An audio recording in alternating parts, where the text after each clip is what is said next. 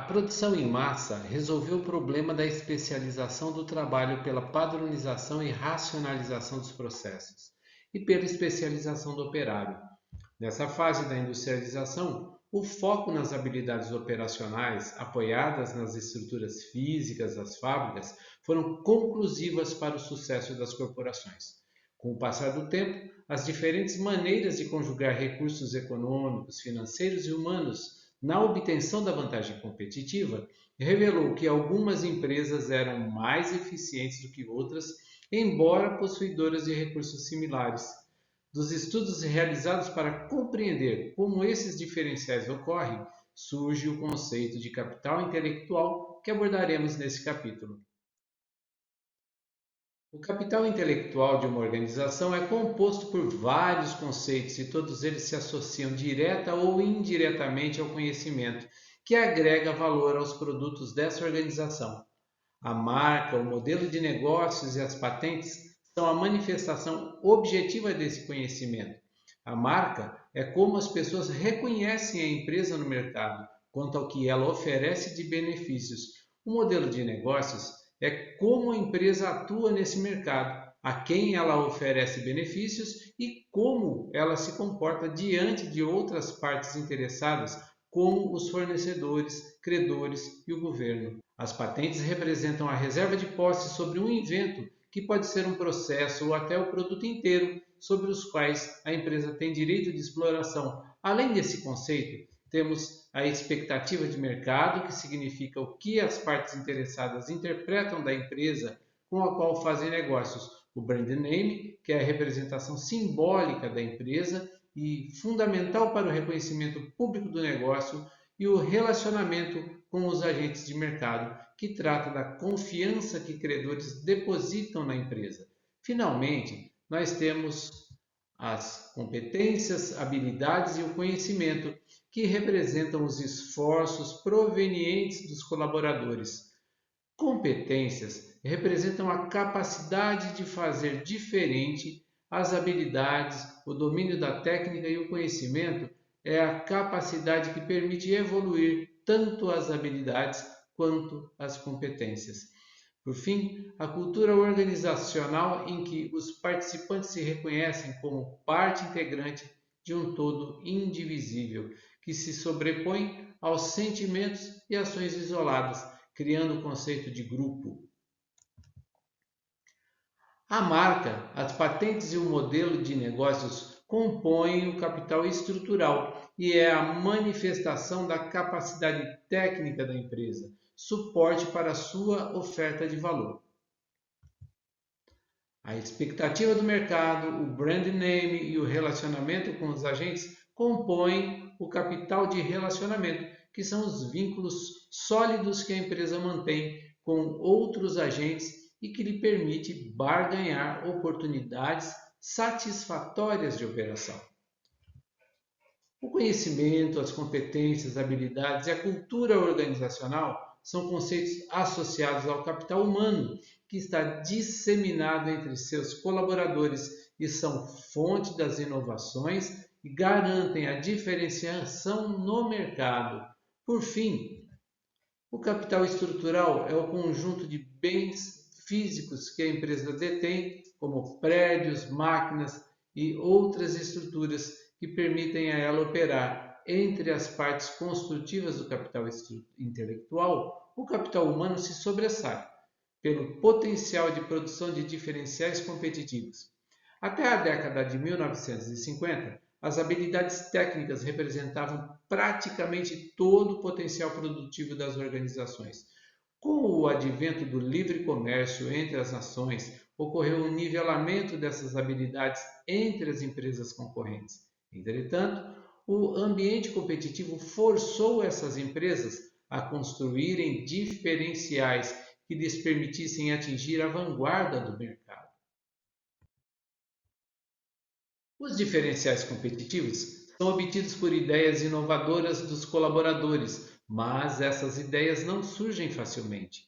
Elas são amadurecidas ao longo do tempo e da convivência proporcionada no ambiente organizacional em que o conhecimento coletivo é construído com base no saber de cada colaborador, que é estimulado pela convivência e pelo treinamento e cursos de formação que são oferecidos. O conhecimento é o saber, mas não basta que o indivíduo saiba, ele precisa também ter habilidades, que é o saber como fazer, ou seja, aplicar de maneira objetiva o conhecimento, produzindo resultados para o coletivo. Assim, o indivíduo que sabe a teoria e consegue aplicá-la, produzindo resultados, precisa ser dotado também de atitude, que representa querer fazer.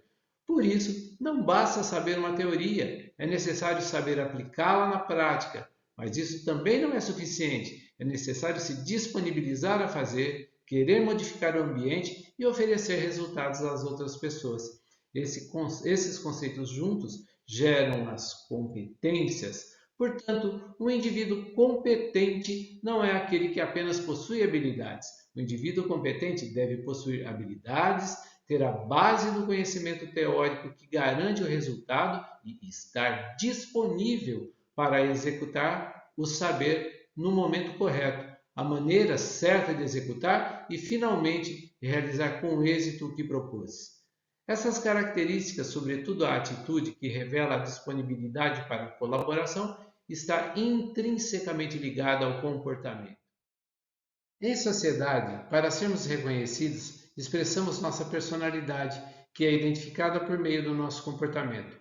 É no inconsciente que se encontram os elementos que compõem a personalidade.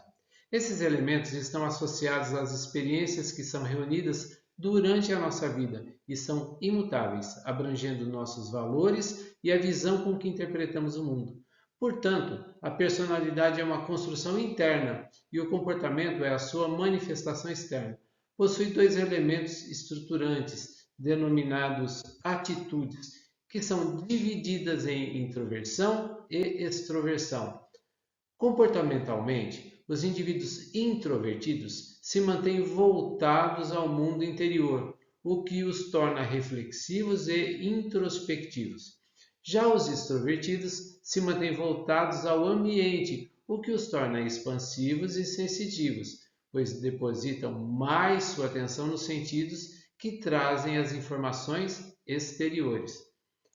No âmbito consciente, a introversão ou a extroversão são definidas pelo interesse do indivíduo por algo externo, que se encontra no ambiente, o que ele busca e deseja, material ou imaterial.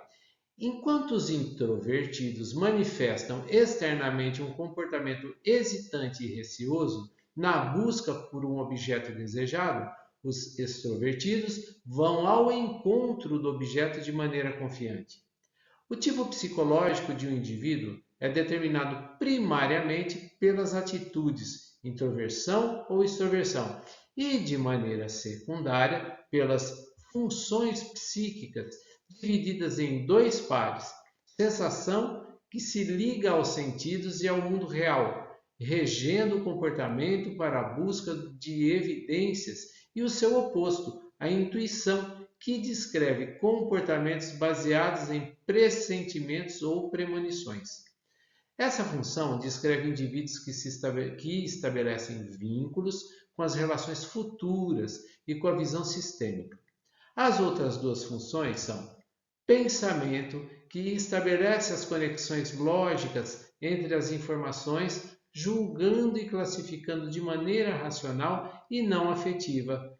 Indivíduos que manifestam essas características possuem um comportamento de fortes vínculos com regras e leis, priorizando-as no lugar das preferências pessoais. Logo, são indivíduos imparciais. Seu oposto é a função sentimento, e os indivíduos que têm essa função predominante manifestam um comportamento que prioriza as preferências pessoais. As quatro funções psíquicas estão presentes em todos os indivíduos, porém, a vivência e a maturidade pressupõem a escolha de uma função predominante que se posicionará mais fortemente em relação às outras. Isso ocorrerá em razão de características individuais que definem uma predisposição àquela função, que, pelo seu uso recorrente, se fortalece ao longo da vida, gerando competências e fortalecendo o comportamento. Essa função representa a força principal a que o indivíduo recorre para se adaptar ao meio. Por exemplo, suponha que a intuição ao longo da vida de um indivíduo se posicione em seu consciente.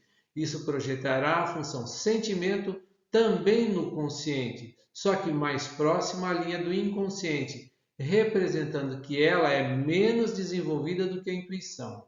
A função mais bem posicionada no consciente é referida como função principal, e a segunda melhor posicionada é a designada como auxiliar. Essas duas funções definem um tipo intuitivo sentimental. As funções inferiores são opostas e se posicionam no inconsciente e, consequentemente, são consideradas primitivas, não se manifestarão no comportamento. Esse tipo revela uma pessoa extrovertida, atenta à oportunidade de inovação. Ela mantém no âmbito inconsciente e, se ela canalizar demasiadamente a energia psíquica para a função principal, produzirá distúrbios na função inferior, que é sensação, cujas características de subjetividade de ação inconsequente poderá irromper o consciente, anulando os resultados da função principal. As informações sobre o comportamento são importantes porque é por meio delas que se torna possível compreender o desempenho diante das contingências do ambiente. A psicologia do trabalho utiliza essas informações para associar atividades que sejam mais bem realizadas por um determinado tipo psicológico, ou então para desenvolver nos colaboradores comportamentos que lhe permitam interagir melhor com determinadas demandas do ambiente, motivando-os e desenvolvendo suas competências. Desde o início da era industrial, o treinamento é considerado importante para o desenvolvimento das habilidades, mas, sob o conceito de homem social, algo mais passa a ser importante: a motivação. Segundo o conceito Chá, para o desenvolvimento de competências, além de ter habilidades e conhecimento, é necessário ter atitude, certo? Entretanto, a atitude ou o querer fazer é um comportamento, e esse comportamento está muito associado à motivação. Indivíduos motivados querem demonstrar o que sabem, mas indivíduos desmotivados se resumem ao emprego de suas habilidades, e mesmo assim no limite do necessário. Mas como a motivação é desenvolvida? A questão da motivação é complexa e ela se associa fortemente à satisfação. Veja só, Herzberg propôs a teoria dos dois fatores que agem em conjunto para provocar a satisfação ou a insatisfação, os fatores intrínsecos ou motivadores. Por exemplo, crescimento, desenvolvimento, reconhecimento ou realização social. Se esses fatores motivadores existirem, produzirão motivação, e se não existirem, produzirão desmotivação. Eles são internos ao indivíduo e decorrem de emoções particulares e do seu julgamento.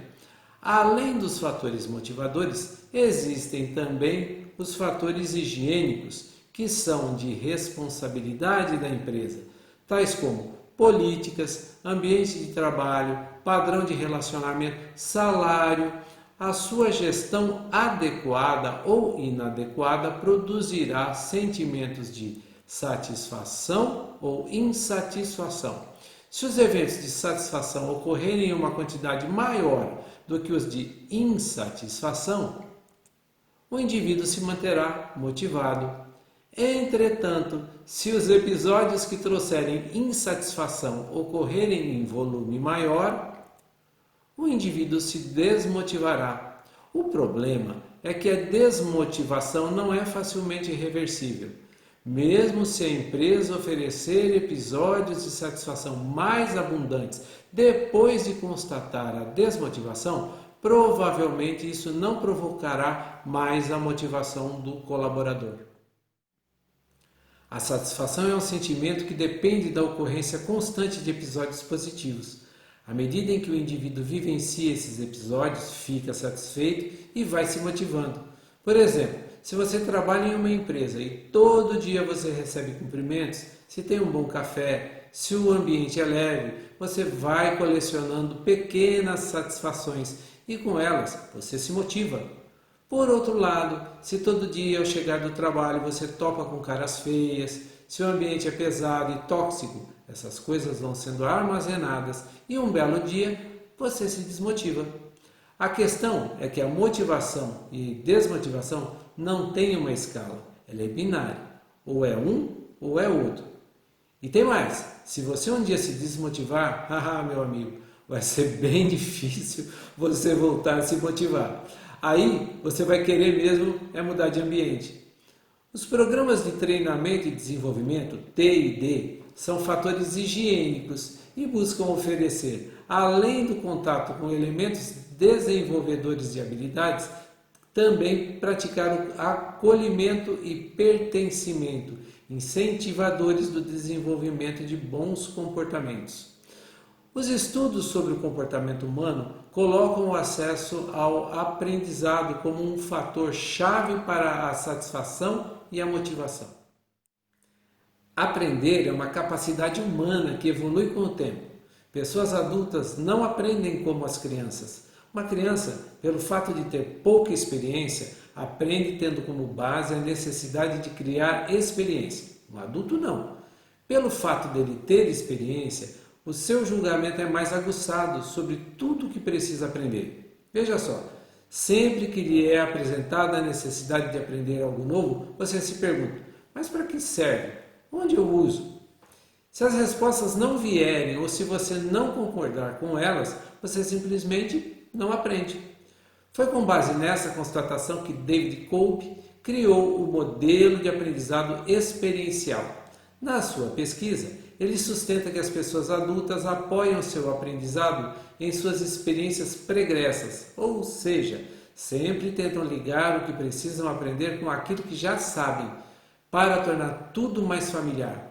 Ele também admite que as pessoas possuem 4 maneiras distintas de aprender, que elas escolhem livremente, mas que são inconscientes. Ou seja, o perfil cognitivo das pessoas varia e, de acordo com essa variação, desenvolve 4 estilos de aprendizagem.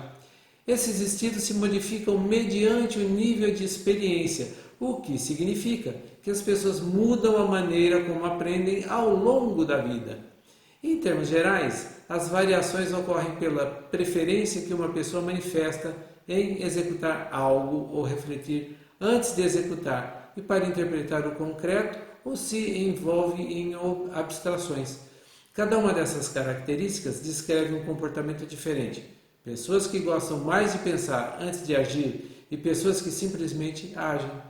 Pelo ciclo de aprendizagem, é possível entender que uma pessoa que gosta de experimentação ativa terá mais satisfação em trabalhos dinâmicos e uma pessoa que prefere a observação reflexiva estará mais satisfeita com trabalhos intelectuais.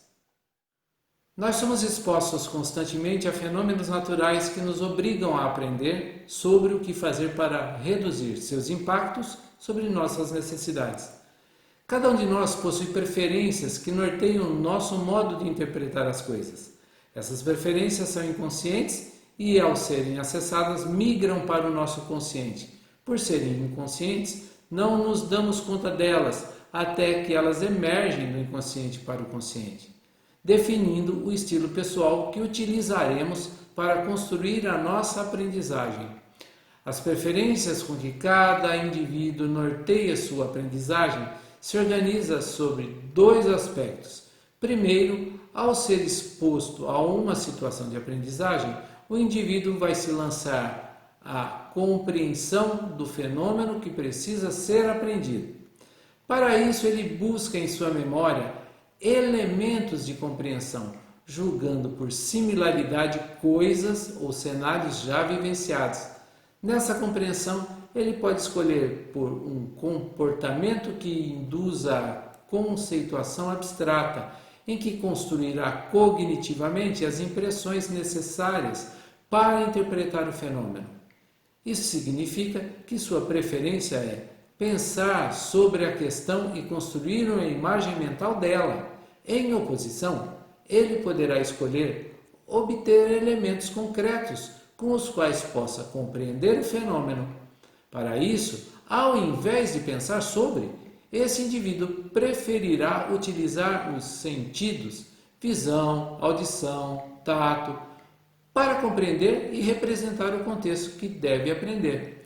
Depois de compreender a cena ou o problema que é apresentado, o indivíduo busca referenciais para uma proposição que pode ser explicar o cenário ou resolver o problema.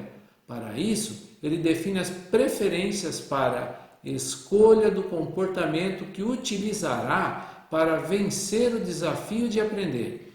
Nesse momento, o indivíduo poderá optar por experimentar uma solução por meios concretos, buscando evidências físicas que suportem sua conclusão. Essa maneira de se comportar diante de um cenário ou problema revela a preferência do indivíduo por agir diante do que lhe é apresentado, buscando rapidamente evidências físicas ou mesmo imateriais para sustentar o que pensa. Em oposição, alguns outros indivíduos podem escolher observar e construir cognitivamente uma solução antes de testar. Ao contrário dos primeiros, esses indivíduos preferem refletir sobre o que podem fazer para resolver uma questão. Esses padrões identificados por Kolbe descrevem o comportamento das pessoas diante dos desafios de aprender. A experiência, contudo, modifica esses padrões ao longo da vida. Se os dois pares de opostos forem posicionados dessa maneira, com o eixo vertical que descreve o par de opostos com que o aprendiz compreende o cenário com o qual vai interagir, que vai da conceituação abstrata à experiência concreta, e o eixo horizontal, que descreve as preferências sobre as escolhas da abordagem com que o aprendiz vai tratar a questão, que vai da observação reflexiva até a experimentação ativa, no quadrante que predomina a experiência concreta e a experimentação ativa, temos os aprendizes acomodativos.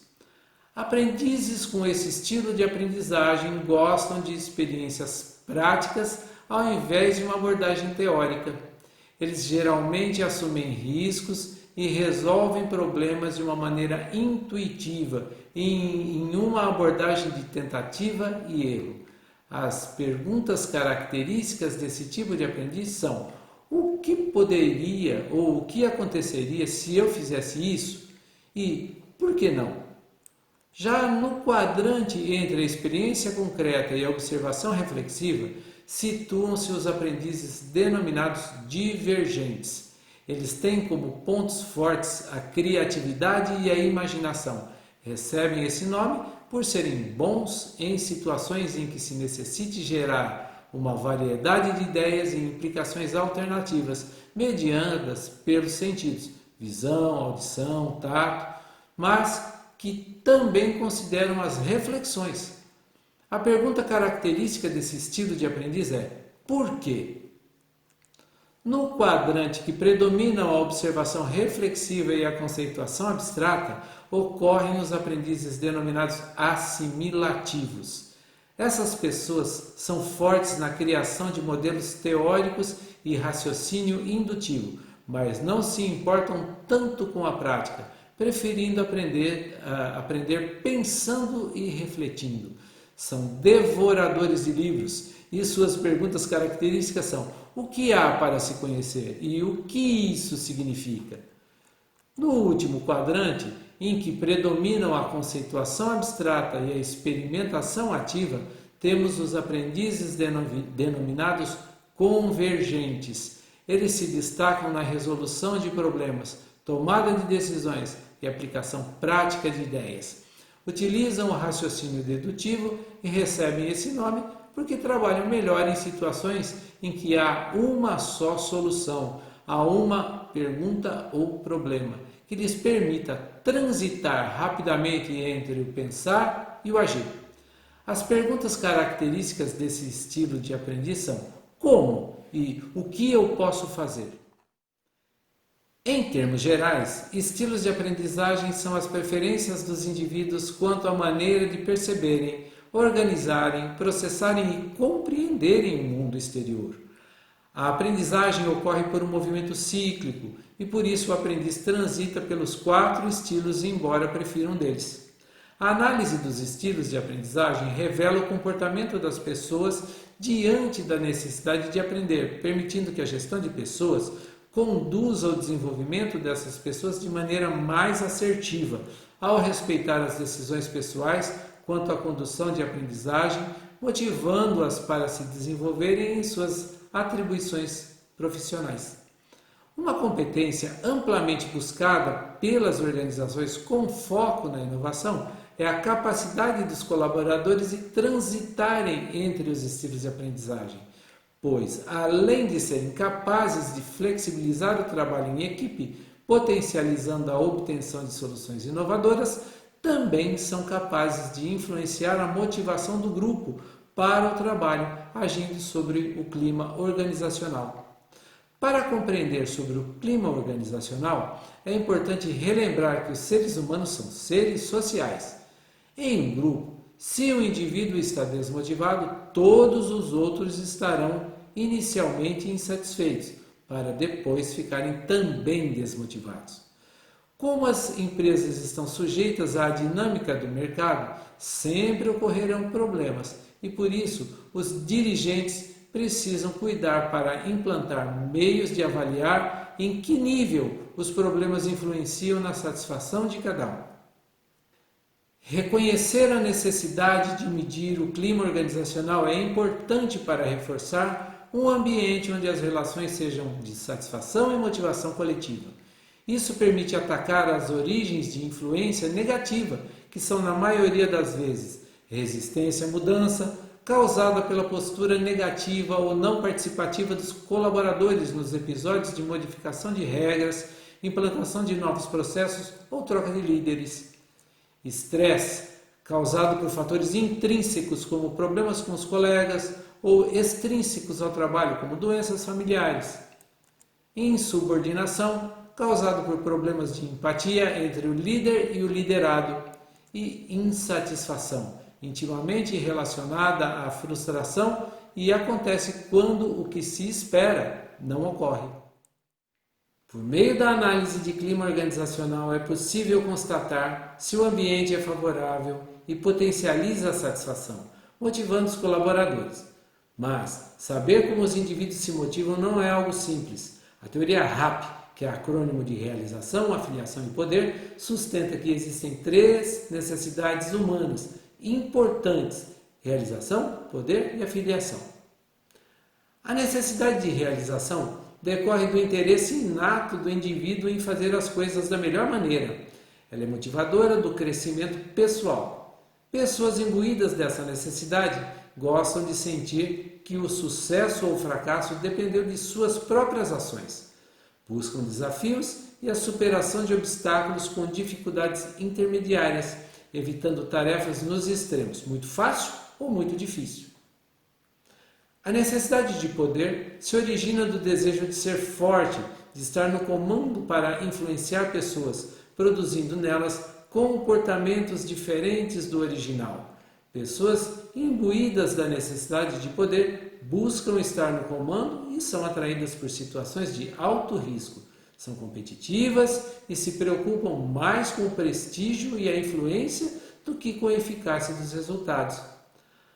A necessidade de afiliação se refere às pessoas que empregam seu tempo em manter relações pessoais, por isso se empenham em fazer parte de um grupo. Têm a necessidade de se sentirem amadas e aceitas por esse grupo e por isso aderem às suas normas e se mantêm fiéis a elas, dado o receio de serem excluídas do grupo. Essas pessoas são colaborativas e menosprezam a concorrência, não desejando o risco ou a incerteza. Notadamente, os indivíduos estão sujeitos a essas 3 necessidades, porém em graus distintos, sendo uma delas predominante. O trabalho é uma atitude coordenada que deve ser exercida por um grupo de pessoas, no caso, o chefe, mas para que o trabalho atinja o nível desejado, as relações entre os executores e sua chefia devem ser norteadas pelos princípios do trabalho colaborativo. A colaboração é um meio envolvente em que está contido o trabalho em equipe. No trabalho colaborativo, existe um equilíbrio de interesses entre os agentes e a instituição. Isso ocorre de maneira natural, pois as crenças internas dos indivíduos faz surgir uma confiança mútua. Por isso, o trabalho em equipe ocorre pela crença em um objetivo comum entre os membros e em demandas alinhadas resultantes das constantes interações que capacita cada um a convergir suas ações. A cooperação resulta do esforço conjunto para alcançar metas. Cooperar é diferente de colaborar. Enquanto a cooperação se restringe à execução de atividades coordenadas, a colaboração compreende o pensar em conjunto, para que todos possam atingir os resultados que previamente definiram também em conjunto. Na figura, a coordenação se intersecta com o trabalho em equipe e com a colaboração, indicando que em um ambiente colaborativo deve existir cooperação para prosperar o trabalho em equipe. Entretanto, a cooperação também está presente em ambientes em que não haja colaboração e o trabalho seja em grupo e não em equipe. Por fim, a coordenação é fundamental para que os membros da equipe sejam capazes de encadear ações no sentido de aproveitar saberes diferentes em condições específicas. Veja que a coordenação intersecta o trabalho em equipe, indicando que o trabalho coletivo sempre precisa ser coordenado. Embora a coordenação tenha sido representada como um conceito periférico, ela não é trivial, pois a colaboração só produzirá os resultados esperados se os esforços forem canalizados para um objetivo comum. Em razão disso, a chefia ocupa um papel de destaque no trabalho colaborativo. A coordenação está intrinsecamente relacionada à liderança, que por sua vez é uma atividade que se liga historicamente à divisão do trabalho e apresenta determinados estereótipos, como o do líder autocrático, que é centralizador e exigente, o do líder democrático, que baliza suas ações pelas opiniões coletivas, e o líder liberal, que tem como princípio estimular a autonomia das ações dos subordinados. Essas etiquetas representam um perfil fixo de profissional, que normalmente está associado ao ambiente no qual ele exerce a liderança. Entretanto, o ambiente organizacional não é homogêneo e as pessoas também não são iguais, e os líderes mais eficientes devem trabalhar para potencializar resultados com recursos desiguais. Dessa ideia surge o conceito de liderança situacional proposta por Blanchard e Hersey. Por esse conceito, o líder é um indivíduo adaptativo com grande assertividade para entender o ambiente e modificar sua maneira de agir de acordo com as demandas que lhe são apresentadas. Essa liderança deve ser construída em 4 níveis. No primeiro, o líder conduz a construção de competências nos liderados. No segundo, motiva seus liderados a atuar produzindo experiências. No terceiro, tutora o trabalho de todos, corrigindo eventuais rotas. E no quarto, concede autonomia aos liderados que já construíram e dominaram as competências. Quer dizer, o líder entende cada um e é capaz de acompanhar a evolução de cada um. Esse não é um trabalho simples, demanda muita capacidade do líder, que constrói sua percepção em 4 fases. A primeira, de direção, a segunda, de orientação, a terceira, de apoio e a quarta, de delegação. Observe que aos poucos o líder vai outorgando ao liderado certa autonomia de trabalho. As relações entre os liderados e do líder para com os liderados devem estar apoiadas em conceitos éticos. Isso ocorre porque em todas as relações de poder, para que a colaboração continue existindo, os critérios escolhidos por quem detém o poder devem ser claros, objetivos e transparentes. Nas empresas, os processos que zelam para que as relações entre os colaboradores sejam éticas é denominado compliance. Compliance é o zelo em estabelecer conformidade entre as ações e os preceitos e valores éticos e morais. Isso significa que a autoridade da qual se investe o líder não pode ser utilizada para colocar seus critérios pessoais acima dos critérios previamente estabelecidos com o grupo ou com a empresa. Além disso, quando se age sobre o coletivo, é necessário que todas as ações sejam pautadas em equidade. A equidade é um comportamento orientado pelo senso de justiça e imparcialidade, em que todos têm direitos iguais e estão sujeitos igualmente às obrigações. O uso da equidade na liderança deve estar presente nos fatores associados à recompensa, ou seja, um colaborador que faz um bom trabalho precisa sentir que foi reconhecido por isso. Os processos de avaliação de desempenho, em termos técnicos, buscam identificar a economia de recursos e o aumento de produtividade. Mas é importante lembrar lá da teoria dos dois fatores. Colaboradores estão satisfeitos e, consequentemente, motivados? Assim, a busca por um processo de avaliação de desempenho não deve estar focada apenas em recursos físicos, mas deve buscar entender como as pessoas se sentem no interior dos grupos sociais, como suas necessidades particulares estão sendo atendidas, como estão sendo influenciadas por seus líderes e como estão sendo estimuladas a aprender. Em síntese, construir relacionamentos e estimular confiança e bem-estar faz parte desse processo e culmina em outro conceito, a cultura organizacional. A cultura organizacional é o conjunto de valores, crenças, histórias que são compartilhados ao longo de gerações de colaboradores em uma organização. A construção interna e constante de conhecimento reforça valores que criam uma espiral de aprendizado coletivo que é reconhecido internamente pelos colaboradores e diretores e externamente por outros agentes de mercado. São reconhecidas 5 dimensões que influenciam o comportamento das empresas.